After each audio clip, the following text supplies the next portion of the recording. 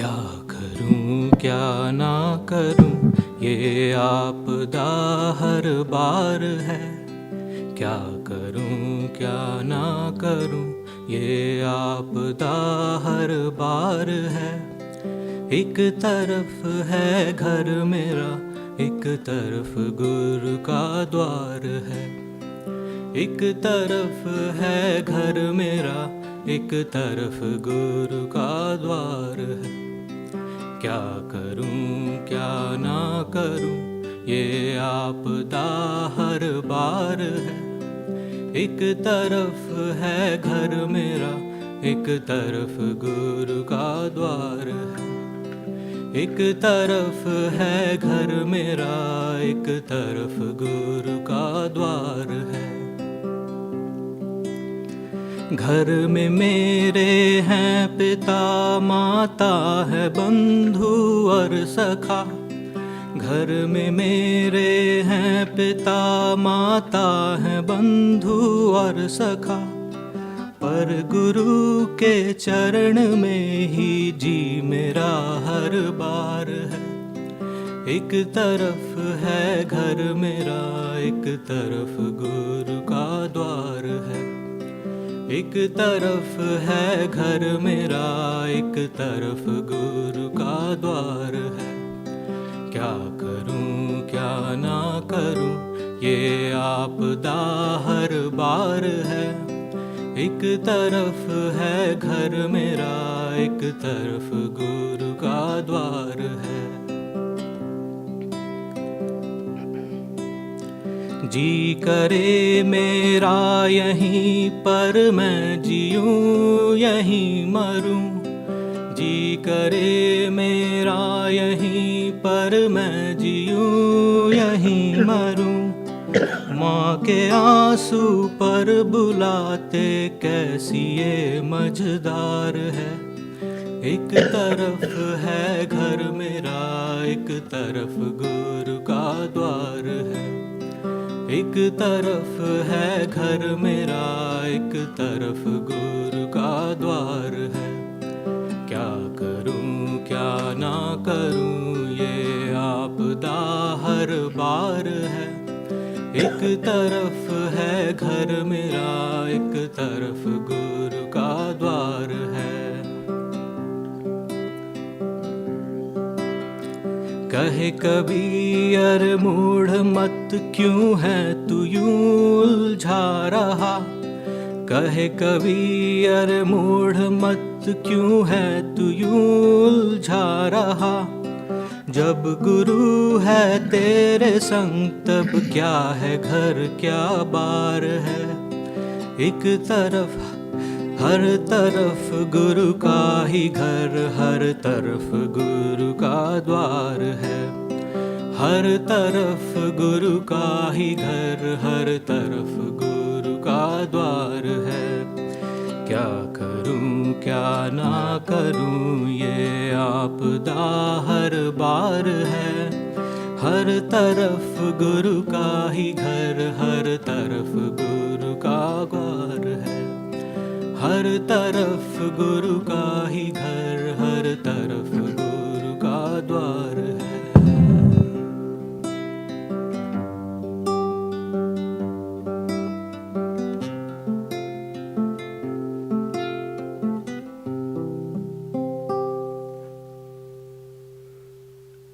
Nice, thank you.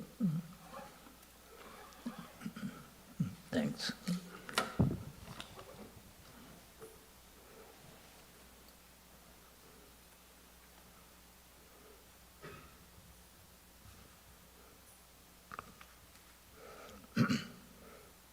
Let us begin with a prayer.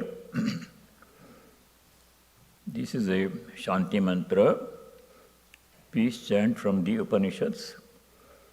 This is on page 48 of this book, The Universal Prayers, the first one on page 48. Om Apyayant mamangani Vak pranaschakshushrodram Atha balam indriyani cha sarvani Sarvam Brahmopanishadam Maham Brahma Nirakuryam Mama Brahma Nirakarot Anirakaranamastu Anirakaranam me astu Tadatmani Nirateya Upanishatsu Dharmaste Mayi Santu Te Mayi Santu Om Shanti Shanti Shanti. I pray to the Divine Lord that all aspects of my personality, body, mind, sense organs, all the sense organs and the vital force, prana shakti, may all become stronger and function in perfect concert.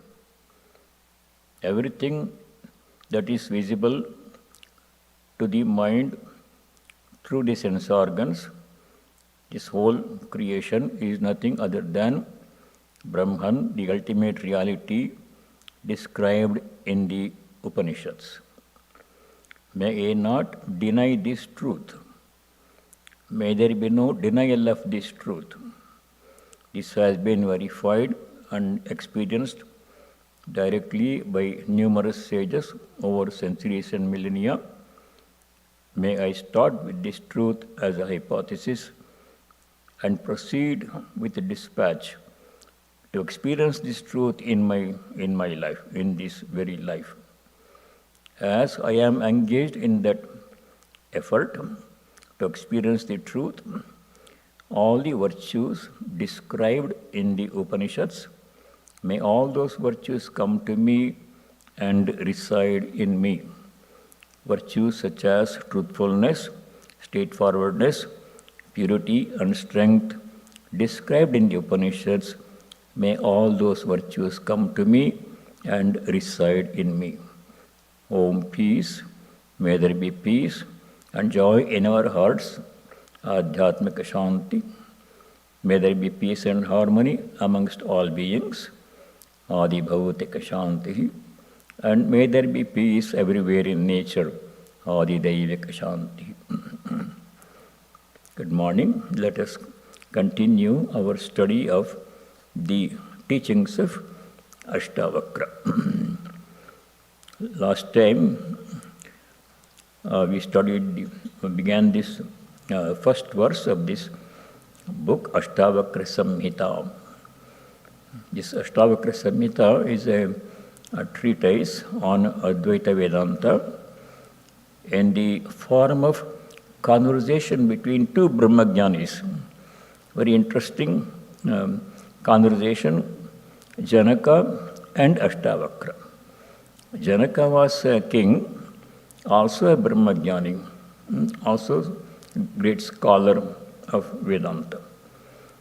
And he and Ashtavakra, who was a born Siddha, by birth he was already perfect. He had the knowledge of the self even when he was in the mother's womb.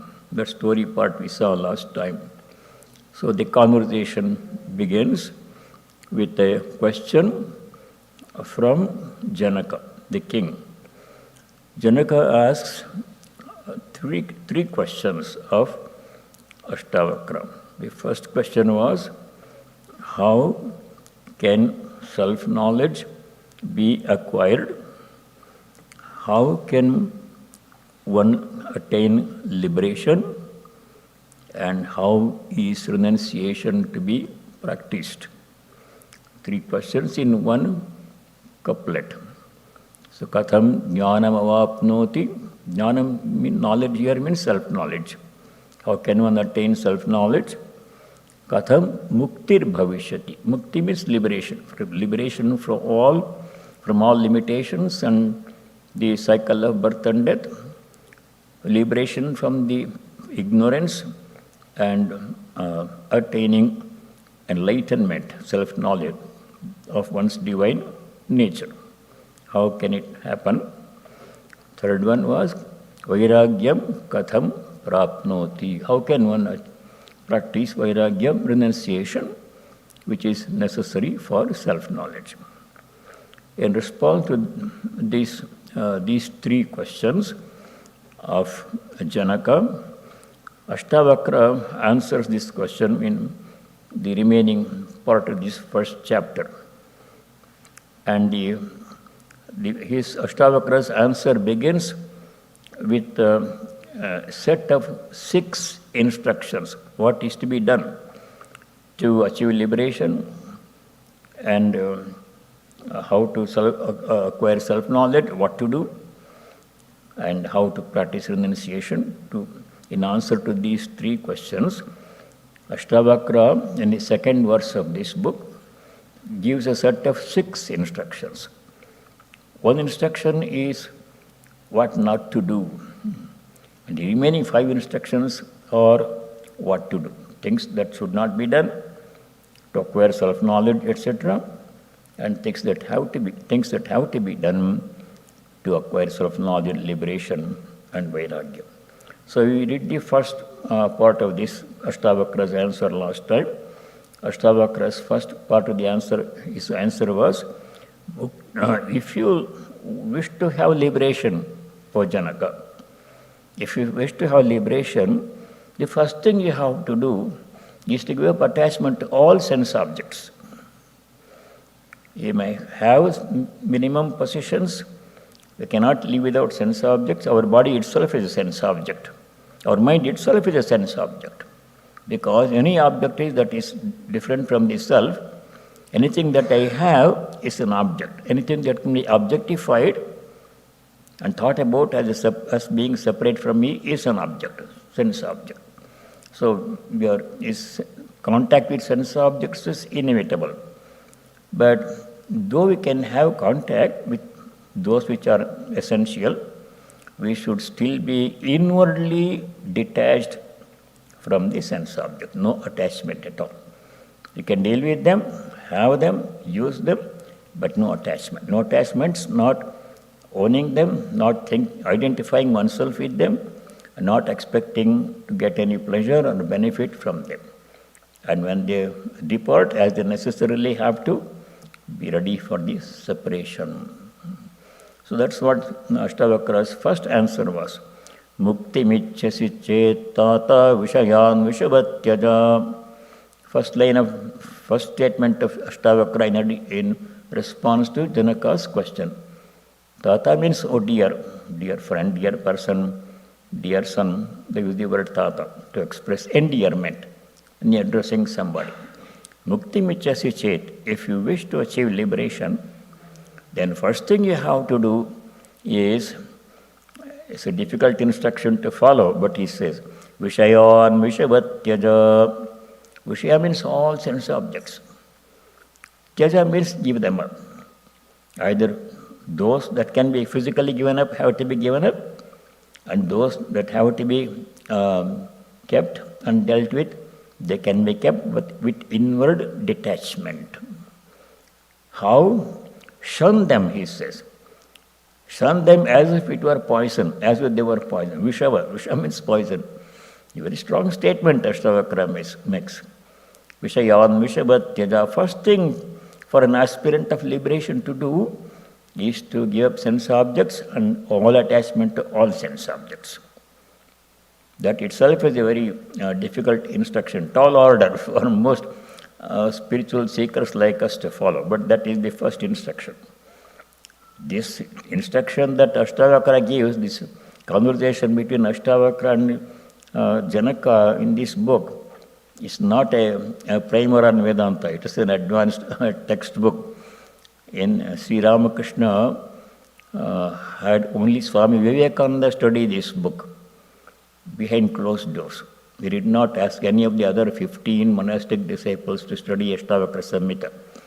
Only Swami Vivekananda, Naren, he chose and asked him to study this, read it to him behind closed door, advanced book. So the instructions are difficult.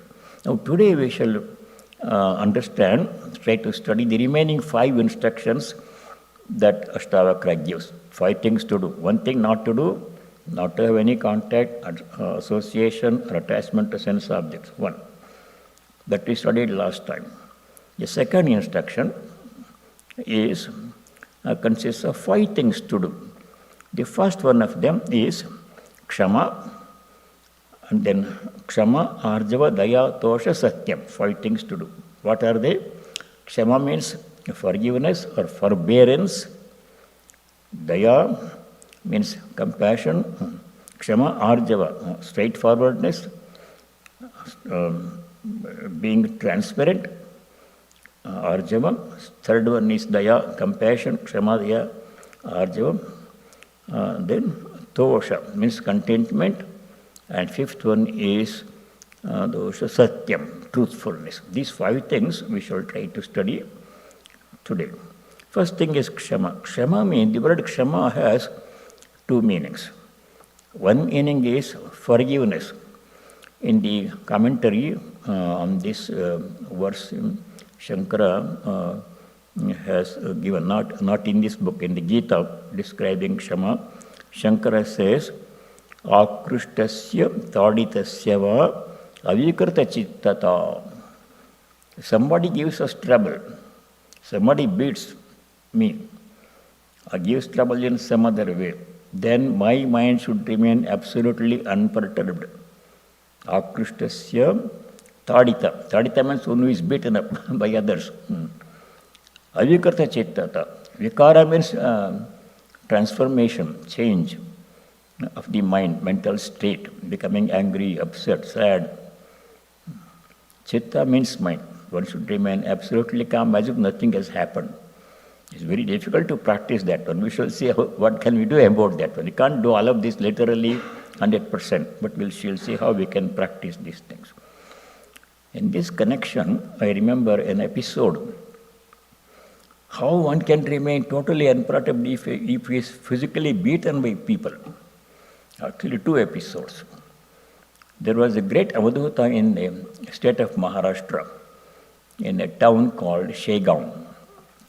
In Maharashtra, it is a town. It's a place of pilgrimage. There, an Avadhuta lived. His name was Gajanan Maharaj. You may have heard about him. He was a great Avadhuta, means a person who has risen about all body consciousness and does not conform to any social conventions, rules, whether he wears a cloth or not, whether he eats or not, whether he stays on the road, under a tree, or on the bank of a river, or anywhere, nothing matters. Advaita, so he is risen above everything, total transcendence of body consciousness. Such a Advaita lived there in the time Shegaon. And some people thought, as always, there are some detractors. So they thought he was a fake, appearing, pretending to be Avadhuta, but not Avadhuta, like that, some people thought. So they tried to insult him and put him down, but he would not react. Even if they scolded him, anything, he just remained absolutely calm. But then one day, his enemies, detractors, they hired some thugs and go and beat him up, and they would pay some money to the thugs. So these thugs don't know, they wanted some money, said they went to him with sticks and started beating him. Nothing happened, he didn't react at all. He used to have his pipe, chillam, clay pipe, he used to swing up like this and joyfully be like this with a smiling face, no matter what happened. He just remained like that. They went on beating, but nothing happened.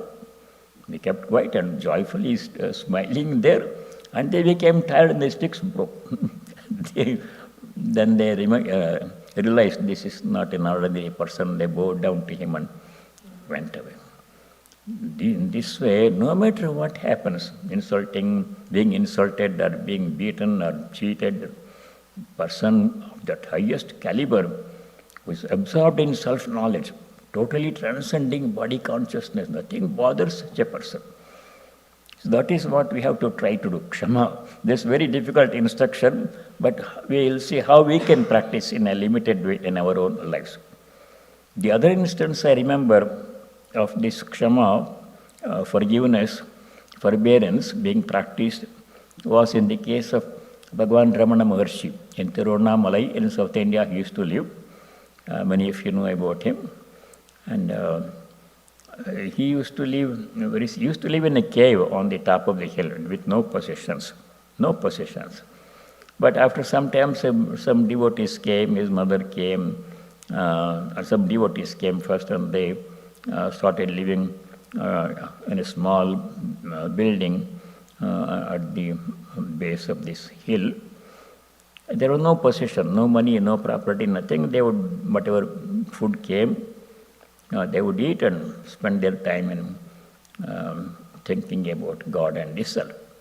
So one night, some robbers came to that place. The robbers thought that these 3 or 4 people who were living there with the Bhagavan Ramana Maharshi, they had stashed away some money somewhere and they're pretending to be poor people.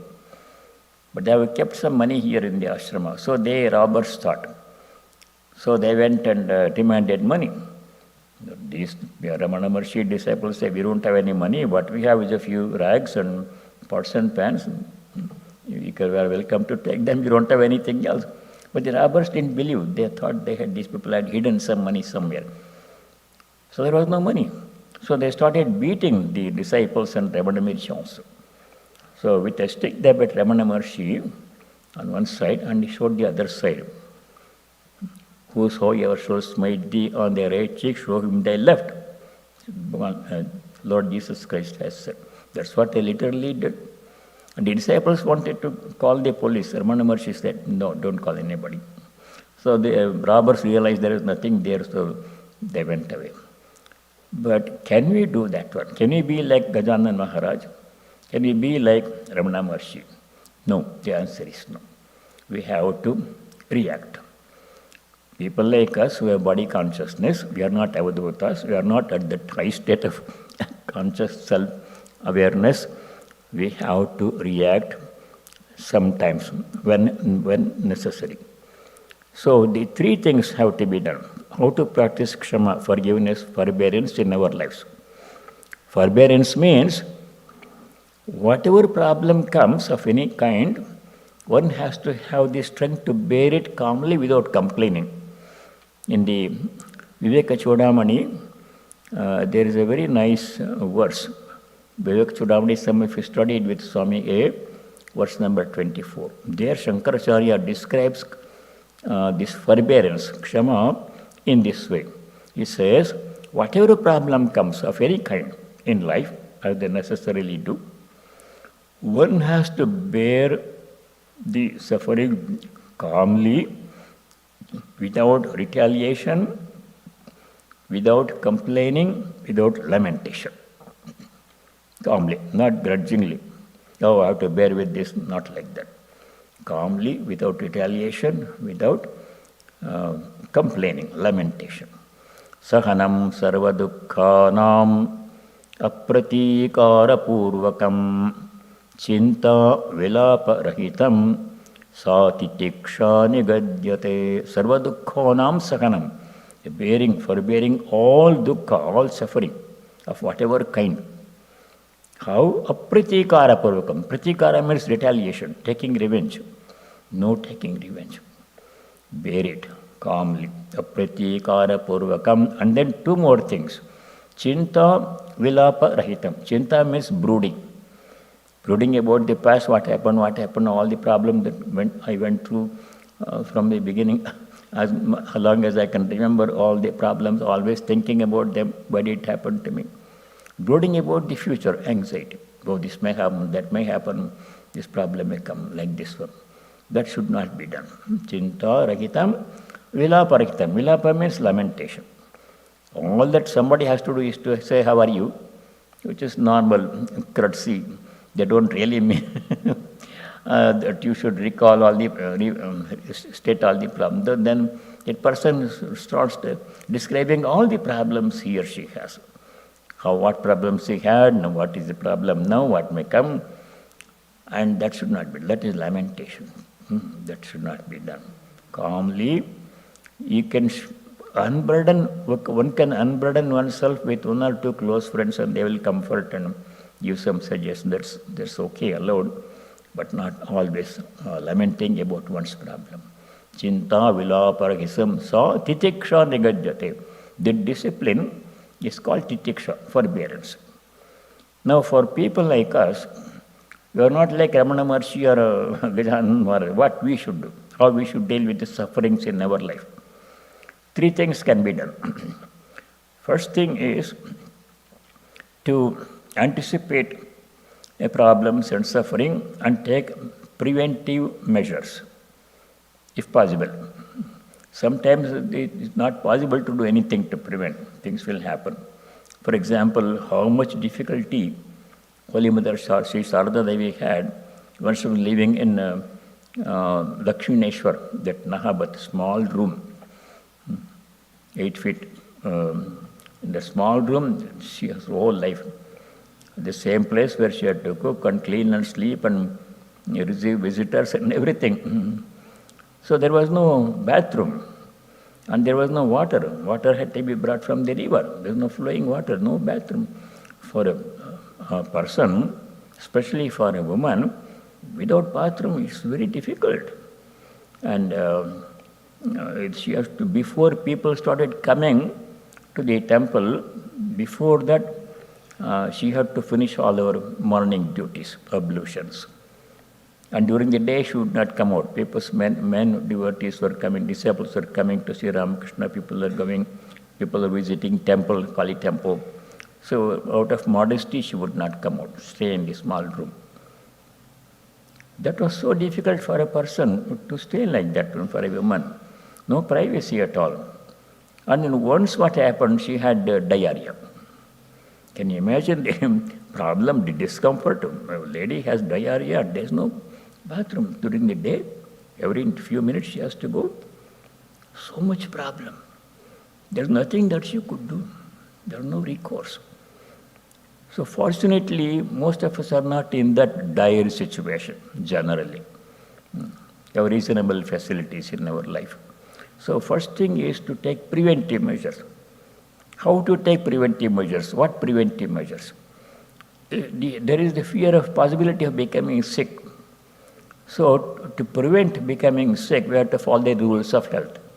Proper diet at the proper time, exercise and rest and rules of health, we have to follow. Those are all things to prevent sickness, buying health insurance and things like that.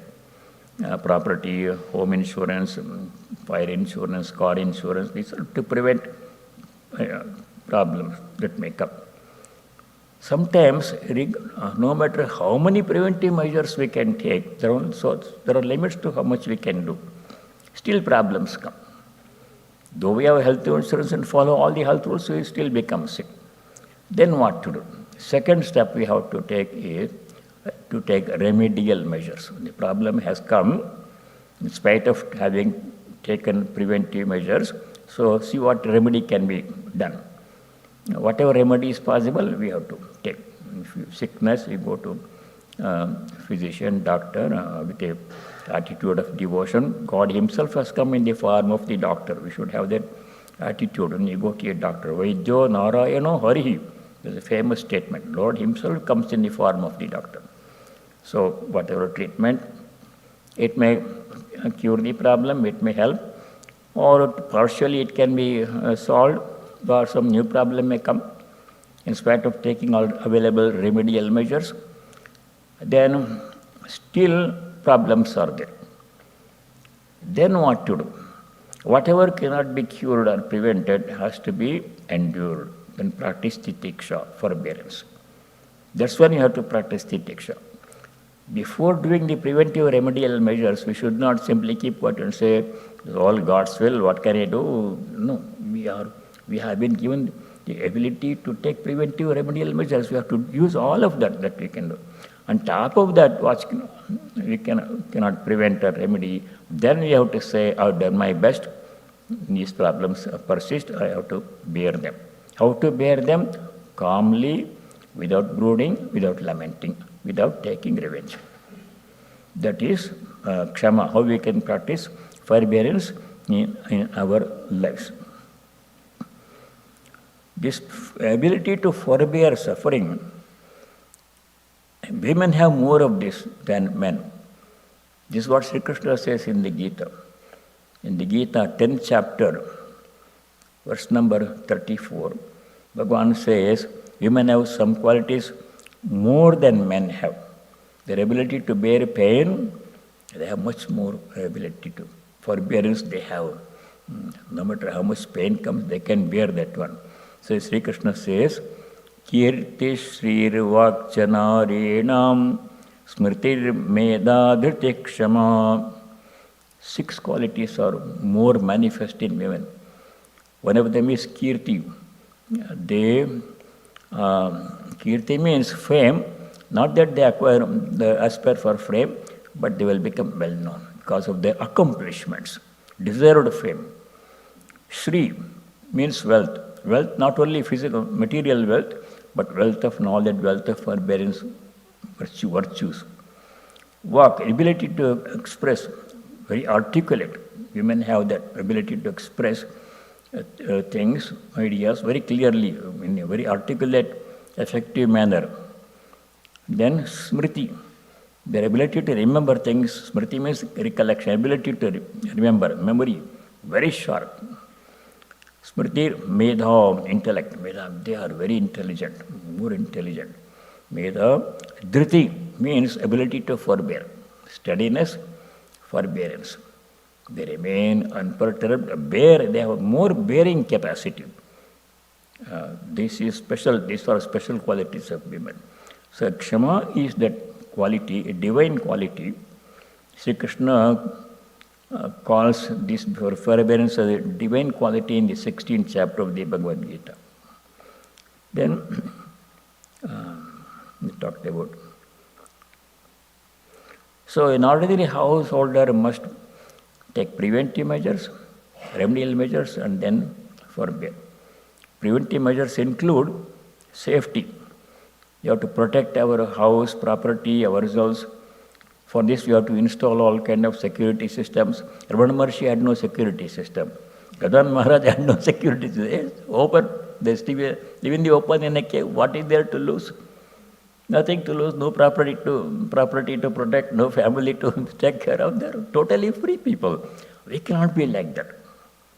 So householders have to take all these measures. Then after doing all these things, whatever problem remains, suffering remains, that we have to bear calmly, without lamenting, without complaining, and calmly. That is the meaning of the word Kshama, how to practice it in our lives. Then, Kshama is second quality, second thing that we have to do. 5 things we have to do, Ashtavakra said to Janaka, to achieve liberation, to self-knowledge and to get vairagya. 5 things to be done. First is practicing forbearance, forgiveness. Second one is arjavam. The word arjavam comes 3 or 4 times in the Gita. Arjavam means straightforwardness. Straightforwardness means what we think in our minds must be reflected in our speech, and what we say must be reflected in our action. What I think, what I say, what I do must be all same. So thinking something in my mind and saying something else to please somebody and doing entirely something different, that is crookedness, to put it plainly. Crookedness is totally prohibited. Big obstruction in spiritual life. So spiritual seekers of devotion and knowledge must be totally transparent. Transparency of personality. We must be dependable. When I say something, people have confidence that I am saying what I am thinking on what I am going to do. So that transparency of personality is called arjamam, straightforwardness. Indeed, the word arjavam has been described as mentioned as an important virtue 4 times in the Bhagavad Gita by Bhagavan Sri Krishna. Ashtavakra mentions that one. Kshama arjavam. Hiding truth from others and something that is true and should be told, if you withhold it, shielding, then that is not arjavam, that is not straightforwardness. Hiding truth from others is detrimental to progress in spiritual life. So second discipline is arjavam, kshama, arjavam. The third thing that Ashtavakra wanted seekers of self-knowledge to do, seekers of liberation to do, is to practice daya, compassion. This, we are familiar with this discipline of virtue of daya, compassion. Compassion means those who are going through some difficulty, not only human beings, animals and plants, we have to be compassionate towards them. Opposite of cruelty. And this is classified as a divine quality in the 16th chapter of the Gita, Daya. How to practice compassion? If you see a person going through some difficulty, then we should put ourselves in the position of that person. Supposing I were in his place, somebody is having some problem, supposing I was having the same problem, how would I have liked to be treated by others? I expect people to be nice to me, compassionate to me, helpful to me, because I am going through the problem. In the same way, we should treat the other person as we would like ourselves to be treated. This is called the golden rule. This golden rule is in all faiths. It's in Christianity, it's in Islam, it is in Buddhism, it is in Hinduism, in all branches of Hinduism, golden rule. Treat others as you would like to be treated by others. So Gita, this golden rule comes in the 6th chapter, verse number 32. Atmaupamyena sarvatra sakham ma yadi va dukkham. Atmaupamyena sarvatra samam pashyati yorjuna sakham ma yadi va dukkham. In happiness and in suffering, sukham dukkham. So yogi paramo mata. Such a yogi should practice same-sightedness and compassion and treat others as one would like to be treated by others. If I want to be shown respect, treated nicely by others, I should show respect and treat others nicely. Same standard for me and other people. That is the important virtue. Daya. Daya means compassion. It's very important to have compassion. You can see the practice of compassion in the lives of Bhagavan Buddha and the Holy Mother, how compassionate she was. Especially when she saw somebody in trouble, she would start crying and do whatever she could to help that person in trouble. The compassion is especially a requirement for those who have tendency to be cruel. Some people are very cruel, especially some people do animal cruelty. It's a punishable offense in all societies. If you were very cruel to animals, then it's an offense. But some people still do cruelty. They torture animals. Those who promote dog fighting and cock fighting and bullfighting and all those things, their entertainment should not be done. Very bad for spiritual seekers. There's a nice story in the Brahmarupananda Upanishad about this compassion and other virtues, self-control, compassion and charity, 3 things. Swami Atmagandhi gave a Sunday talk about this some time ago, and the title of his talk was the. This story in the Brahmarupananda, a very interesting story. Briefly, the story is like this. The Prajapati, the creator, Pati means the Lord, father of all praja, all beings, creator. So he had 3 sons or 3 categories of children. One of them were the gods. Second of them were the human beings. Third kind of children he had was the demons, Rakshasas. So they all went to their father Prajapati seeking instruction. The first the gods went to Prajapati, please give us instruction, how to lead our lives. Prajapati said only one letter, Da. That's all he said. And then he asked, did you understand what I said? The gods nodded their head. Yeah, we understood what you said. What did you understand? Prajapati asked. The gods say, Damyata. That means control yourself. Dhamma means self-control, controlling sense organs. Control yourselves. Gods are even to indulgence in all kinds of pleasures. So he told them, they understood what God, Prajapati told them was to practice self-control, Dhamma. Okay, you understood, you can go. Then second, the human children went. Then they asked, please, Father, please teach us. The father, Prajapati, said the same thing, that's all he said. Then he asked him, did you understand what I said? Yes, we understood. Human beings nodded their head. What did you understand? When you said da, you mean you asked to practice dana, datta, because human beings have the tendency to hoard things, not share much. So they understood, oh, our Lord wants us to practice charity. So we understood, you told us to practice charity. He said, yes, okay, you can go. Lastly, the third kind of children, Rakshasa, the demons, they went to Prajapati. So they asked for instruction. Prajapati said, same thing, this all he said. Did you understand what he said? The demon said, yes, we understood. What did you understand? He asked us to practice compassion, daya. Da means daya, da means dana, da means self-dhamma, self-control. Each person understood the same instruction in different ways. The Rakshasa, demons are very cruel by nature. So they understood, oh, our Father wants us to practice compassion. Compassion is a great virtue.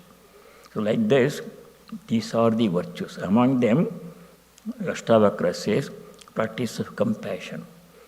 Not only towards people, especially towards animals and plants. Animals are, if you are cruel to them, what can they do? They cannot defend themselves always. Towards plants also. I would say towards inanimate objects also. How to be compassionate towards inanimate objects? These are all inanimate objects we are dealing with. The book on the table and the door and the floor. We are dealing with them all the time. To be compassionate means you have to be gentle with them. How to be compassionate towards the earth? Not putting litter, land pollution. Throwing things everywhere, putting litter everywhere is causing a problem to Mother Earth. This should not be done. Or creating a lot of noise pollution. That is crime against nature. Noise means the noise is carried in air, 5 elements. Air carries the noise, space carries the noise. So we should not cause noise pollution. And dealing with other objects gently. If you want to keep the book on this table, keep it nicely, face upwards, gently. And if you want to close the door, people slam the door, the whole building shakes. Gently close the door. We worship door when you do the puja. Dvara devata bhyo namaha. Compassion means towards all beings, seeing God's presence in all beings, including inanimate objects. It has to be consciously practiced. Then, daya, compassion. Ksama, daya. Third discipline, ksama, arjava, daya, 3. Fourth one is contentment, Ashtavakra's fourth instruction. What to do to achieve liberation, self-knowledge and vairagya. That is tosha. Tosha means contentment. The topic of contentment comes several times in the Gita, one of the important instructions of Sri Krishna. Many places in the Gita, Sri Krishna says, practice contentment. And that contentment has to come from where? Acquiring property and increasing our possessions, lot of money, big houses and cars, those things do not bring contentment. Contentment cannot come from outside person. No, because no matter how much a person has, he still wants more. If a person has a $1 million, he wants to become a billionaire.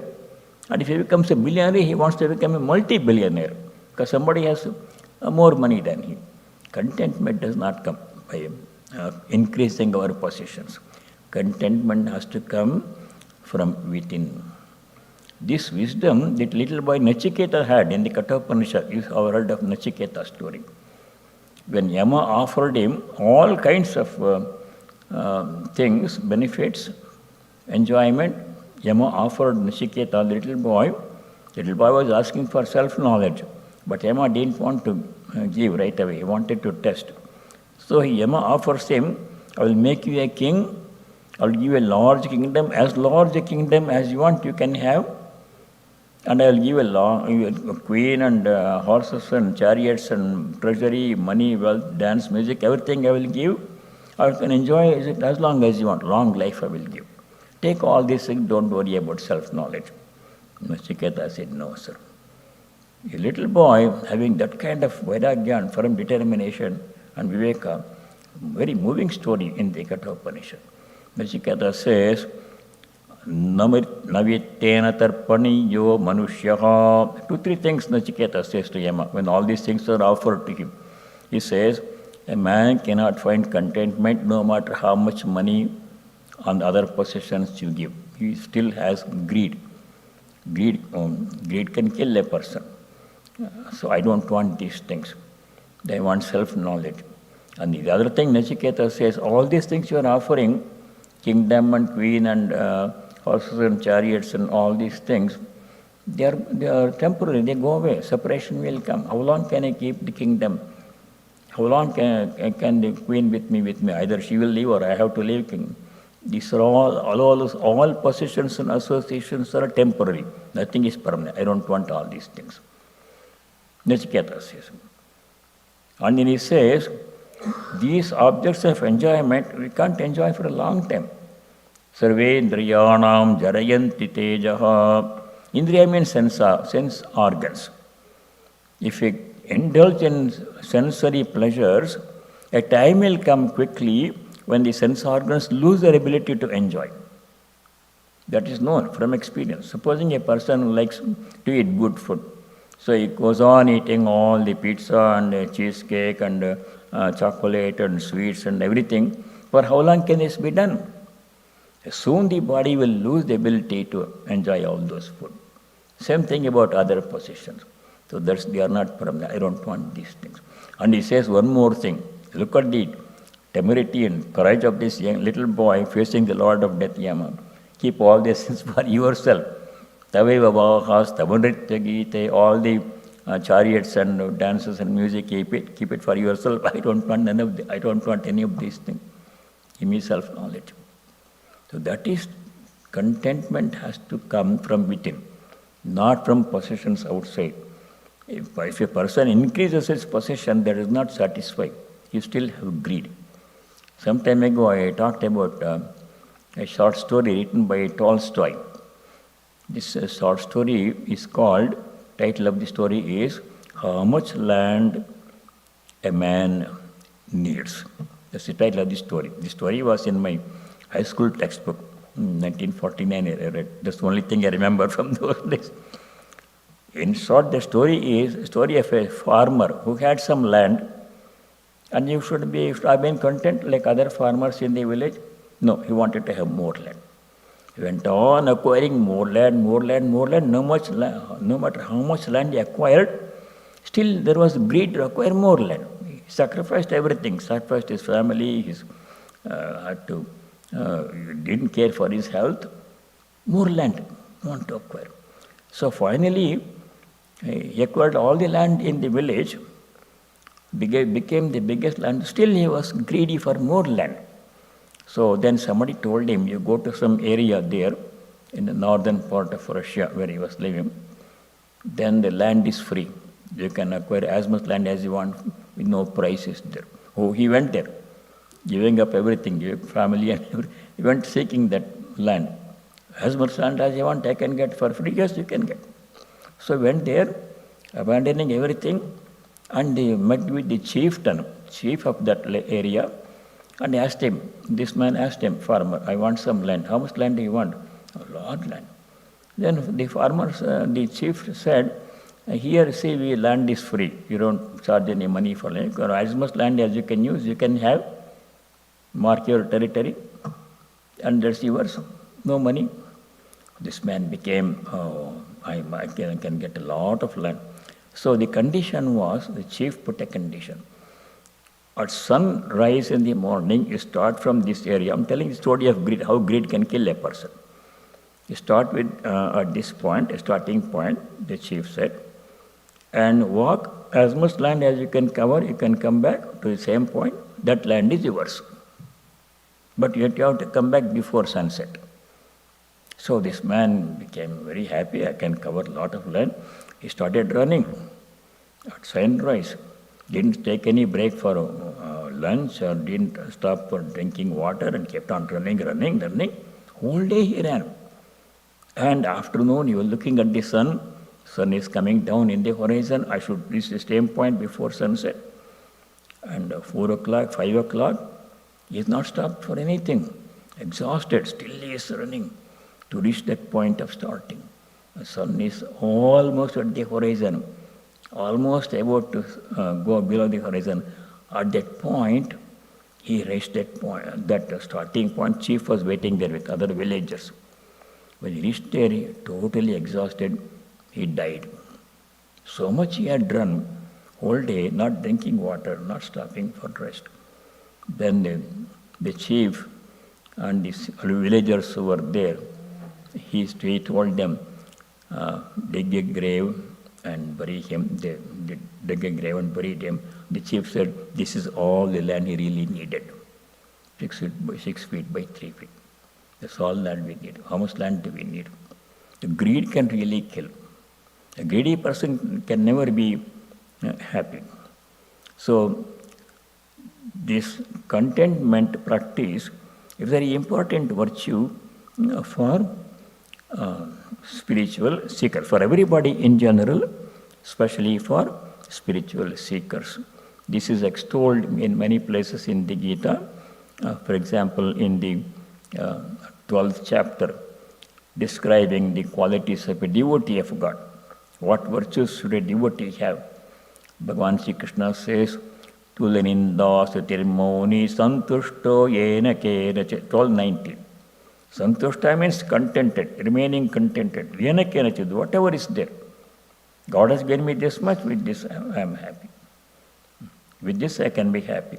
If I acquire more, does not mean I will be happier. So that feeling of contentment has to come from within. In describing the virtues of a Sita Prajna, a sage of steady wisdom who knows the self, in the 2nd chapter of the Gita, this is one of the first things that Sri Krishna mentions. A long list of virtues of a sage of steady wisdom, Sita Prajna. Arjuna asks the question, Sri Krishna answers. The first thing, among the first things that Sri Krishna says when describing such a sage who has self-knowledge is first two things. 255, Sloka 55, chapter 2. Prajahati yada kaman sarvan parthamanogatanam. A person who has conquered all the desires that arise in the mind. No desires left. Even desire for God realization has been fulfilled. He has realized God. So there is nothing left. First virtue. Second virtue is contentment. Atmanyevatmana tushtaha. Tushta means a contented person. How does a person get contentment? Not from acquiring more things.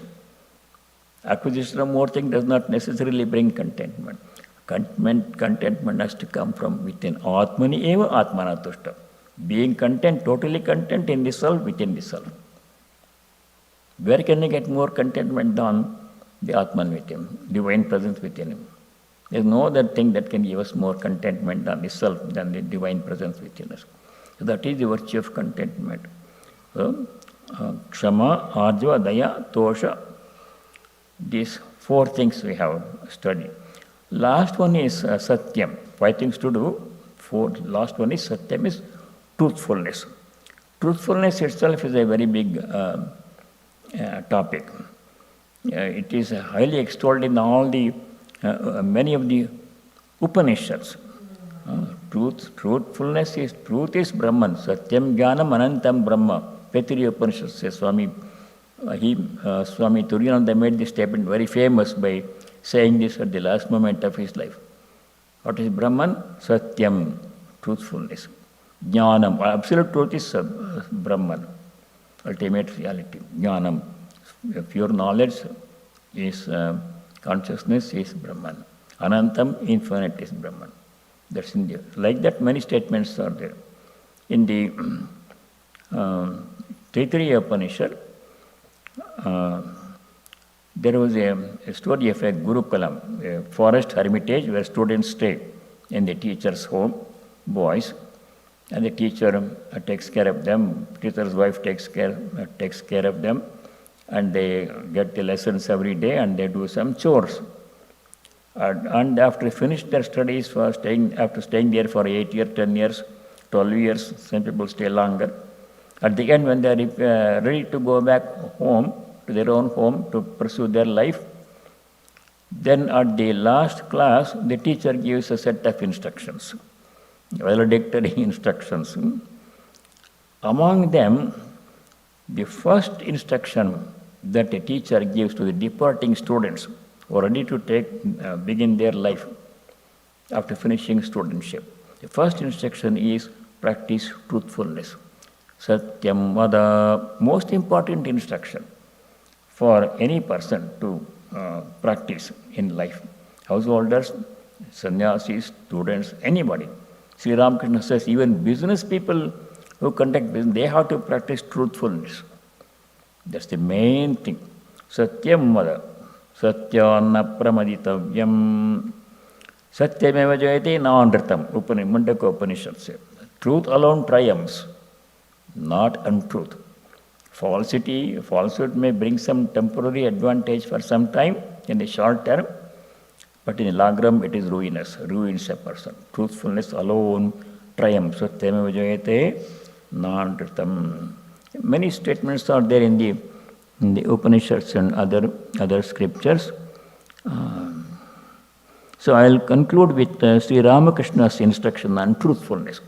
He many times in the Gita, at least 6-7 times, not in the Gita, in the Gospel, Sri Ramakrishna says truthfulness alone is a spiritual discipline for the Kali Yuga. Most important discipline to be truthful. Truthfulness includes keeping one's word. We say that we do something, we have to do that something. That also is included in truthfulness. This instruction he gives in 6-7 places in the Gospel. On one occasion, this is what Sri Ramakrishna said about truthfulness. He himself followed it meticulously. Once he said that he is going to visit Jadu Malik's house during the day. For some reason he could not visit. It became night and almost midnight. Then he said, he remembered, I told today that I will go to Jadu Malik's house, but I have not been able to go. I have to keep my word.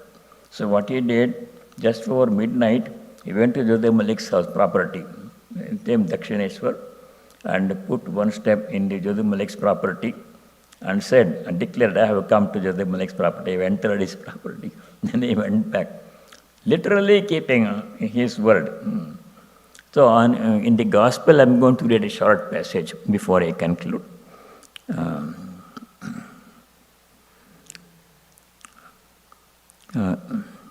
The master asked if Shivanath would come to this on page 312 of the Gospel. A Brahmo devotee said that he had other important things to do and was not coming. Shivanath is a devotee. He was planning to come, but he could not come that day. So Sri Ramakrishna talks about Shivanath in this passage. He says, I feel very happy when I see Shivanath. He always seems to be absorbed in the bliss of bhakti, devotion. Further, a man who is respected by so many people, by so many, surely possesses some divine power. But he has one great defect, Shivanath. He has one great defect. He does not keep his word. Once he said to me that he would come to Dakshineshwar, but he neither came nor sent me word. That is not good. If a man clings tenaciously to truth, he ultimately realizes God. Without this regard for truth, one gradually loses everything. If by chance I say that I will go to the pine grove, I must go there even if there is no further need for it, lest I lose my attachment to truth. After my vision of the Divine Mother, I pray to her, taking a flower in my hands. O Mother, here is thy knowledge and here is thy ignorance. Take them both and give me only pure love. Here is thy holiness and here is thy unholiness. Take them both and give me only pure love. Here is thy righteousness and here is thy unrighteousness. Take them both, Mother, and give me pure love. I mentioned all these, but I could not say, Mother, here is the truth and here is the falsehood. Take them both. I gave up everything at her feet, but I could not bring myself to give up truth. One thing he held on to, truthfulness. Truthfulness includes not only saying what is true and factual, but keeping one's word. If you say we do something, we should do that one. The other instance in Sri Ramakrishna's life, he went to see Ishwar Chandra Vidyasagar, a famous philanthropist and educationist. And during the conversation, Ishwar Chandra told Sri Ramakrishna that he would visit Dakshineshwar. But he didn't visit. Then Sri Ramakrishna said, see, this Ishwar Chandra Vidyasagar, such a great scholar, philanthropist, everything, he said he would come and visit me. He never came. That's not good. For a spiritual seekers, if we say we do something, we have to do it at all costs. If for some reason we cannot do it, then we have to explain and explain to the person whom he promised. For this reason I could not do, but we have to keep our word. So that's the last instruction. So in conclusion, in response to Janaka's question, how to achieve liberation, how to achieve self-knowledge, how to practice Vairagya, Ashtavakra gives 6 instructions. One of them is to give up all attachment to all sense objects. Vishayan Vishavat Tyaja. Second instruction consists of 5 points. Kshama, Arjava, Daya, Tosha, Satyam. Kshama means forgiveness, forbearance. Arjava means straightforwardness, transparent personality. What we say must be same as what we do, must be same as what we think. All the 3. Arjava, Daya means compassion. Tosha means contentment. Last one is Satyam, truthfulness. These 5 things have to be followed by everybody meticulously as if it were nectar. Amritavan. So this is the conclusion of the first part of answer of Ashtavakra to Janaka. Then next time when opportunity comes, we shall continue to study Ashtavakra's instructions to Janaka, the subsequent instruction that he gave. Now let me say the closing prayer, and there are some important announcements to make. Next weekend is a big weekend. There's nothing happening on Saturday. It's a Memorial Day weekend. So the program begins on May 29th, Sunday. Swami Sarvapriyanandaji, who needs no introduction, he will be visiting us at 11 a.m. Sunday. The program begins on Sunday, May 29th, 11 a.m. He gives a talk. The topic is the divinity within, 11 to 12. Then there will be lunch at 12:30. This will be boxed lunch. And then 2 to 3 p.m. Sunday devotional songs, bhajans. 3 to 4 p.m. Swamiji Sarvapriyanandaji gives a second talk. The topic will be oneness. 3 to 4 p.m. he gives a talk. And 4 to 5 p.m. there is a tea break. And 5 to 6 p.m. Sarvapriyanandaji answers questions and answers. At 6:30 there is Arati, as usual, daily Arati meditation. That's the Sunday program. There is no dinner Sunday. Because of COVID, we had to cut down certain items in the originally planned program. On Monday, May 30th, Memorial Day, Swami Swahananda gives a talk at 11 a.m., 11 to 12, he gives a talk, and the topic will be Vedanta in the 21st century. And 12:30 on Sunday, on Monday, next Monday, there will be boxed lunch. Lunch will not be served downstairs as we normally do. Because of COVID, they will be provided in boxes and people can take home or eat here. So all are invited to attend. Lot of people will be there. So if you come early, you will get a good seat and place to park.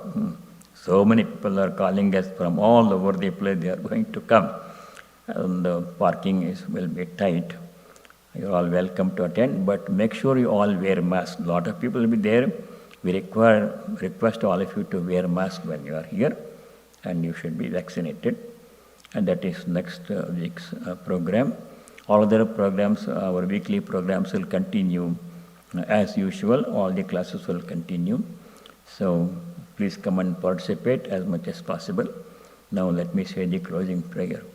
Om Sarve Bhavantu Sukhinah Sarve Santu Niramayah Sarve Bhadrani Pashyantu Ma Kaschid Dukkha Bhag Bhavet Om Shanti Shanti Shanti.